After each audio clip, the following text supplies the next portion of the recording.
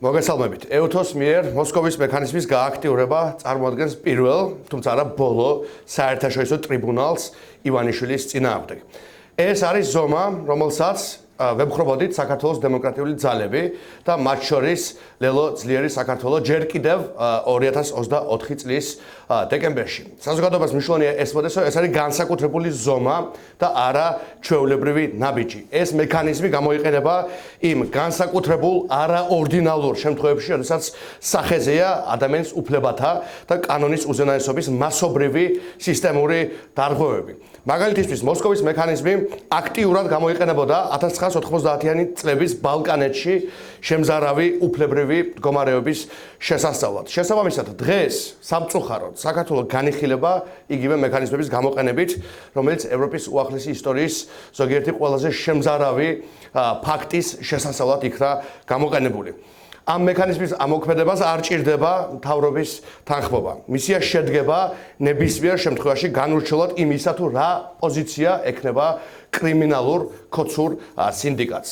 ეს ყველაფერი აჩვენებს, რომ პირველი ეს რეჟიმი ისევე არალეგიტიმურია, როგორც მთელი დროის განმავლობაში 2024 წლის საპარლამენტო არჩევის შემდეგ. მეორე, ზომები, რომელსაც საერთაშორისო საზოგადოება მიმართავს რეჟიმის წინააღმდეგ, სულ უფრო მკაცრდება. მესამე, გასულ წელს ინიცირებული ვენის მექანიზმის შესაძლებლობა აღმოჩნდა სრული ფიასკო ქართული ოცნებისთვის. ნაცვლად იმისა, რომ რეჟიმს გამოეყენებინა ვენის მექანიზმი და დაეცხრა საერთაშორისო პარტნიორთა წიაღში არსებული მღელვარება და შეშფოთება, პირიქით ჩვენ ვხედავთ, რომ სიტუაცია არის გავუარესებული და ახლა საერთაშორისო საზოგადოება იყენებს კიდევ უფრო მკაცრ მომთხოვნ და პრეტენზიულ მექანიზმს, რომელსაც ეწოდება მოსკოვის მექანიზმი. მეოთხე, დელეგიტიმაცია და უნდობლობა.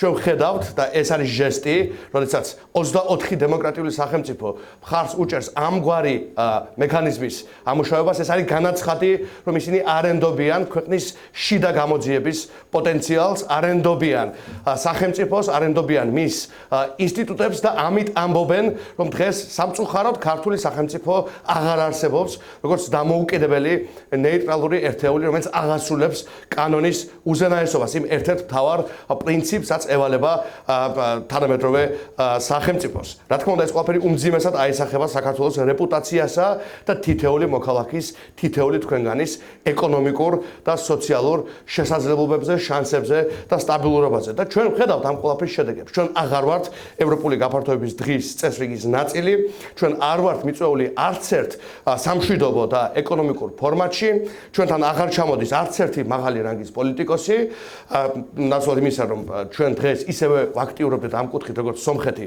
და აზერბაიჯანი და რა თქმა უნდა, ჩვენთან აღარ შემოდის გრძელვადიანი მყარი ინვესტიციები. ეს ყველაფერი მიუთითებს იმ ძალიან დიდ დემოკრატიულ კანონის უზენაესობის და სახელმწიფოებრივ კრიზისზე, რაშიც ვიმყოფებით ყველანი ერთად, არა პოლიტიკური პარტიები, არამედ მილიონობით ქართველი და ეს ყოველივე კიდევ ერთხელ მიუთითებს იმაზე, რომ ერთადერთი გზა, ერთადერთი გამოსავალი არის ახალი საპარლამენტო არჩევის ჩანიშვნა, მისი თავისუფალ პირობებში ჩატარება, ყველა პოლიტპარტიის გათავისუფლება და პოლიტიკური სისტემის გადატვირთვა. წინააღმდეგ შემთხვევაში პოლიტიკური კრიზისი გაგრძელდება, საქართველოს საერთაშორისო დელეგიტიმაცია გაგრძელდება და ამ ყველაფერს ექნება შემზარავი გავლენა და ეფექტები თითოეული ქართველის კეთილდღეობაზე. მადლობა.